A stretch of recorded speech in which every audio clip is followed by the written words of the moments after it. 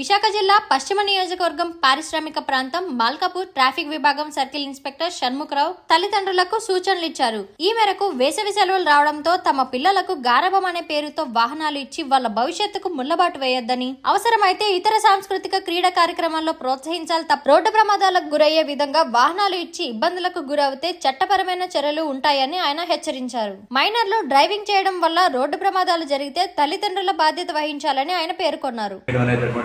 ఆనవాయితీ ఉంది కాబట్టి దయచేసి తల్లిదండ్రులందరూ గమనించగలరు. మైనర్లకు ఎట్టి పరిస్థితుల్లో కూడా బైక్ ఇచ్చి వాళ్ళ ప్రాణాల మీద తీసుకురావద్దు. అదేవిధంగా మైనర్లు డ్రైవింగ్ చేయడం వల్ల మైనర్లో ఏదైనా యాక్సిడెంట్స్ చేస్తే వాళ్ళే కాకుండా వాళ్ళకి ఎవరైతే బండి ఇచ్చారో బండి గల ఓనర్ కూడా ముద్దాయిగా పరిణామపడతారు. కాబట్టి దయచేసి అందరూ కూడా ఈ పిల్లల్ని ఇక ఇతర సాంస్కృతిక కార్యక్రమాల్లో పాల్గొనేటట్టు చేయండి. అంతేగాని ఈ యొక్క మైనర్లకి బళ్ళు ఇచ్చి 2 వీలర్స్ ఇచ్చి ఎటువంటి ప్రమాదాలు బాధపడకుండా చూడవలసిన బాధ్యత ప్రతి తల్లిదండ్రుల మీద ఉంది. ఈ విషయాన్ని అందరూ గమనిస్తారని కోరుకుంటున్నాము. Thank you.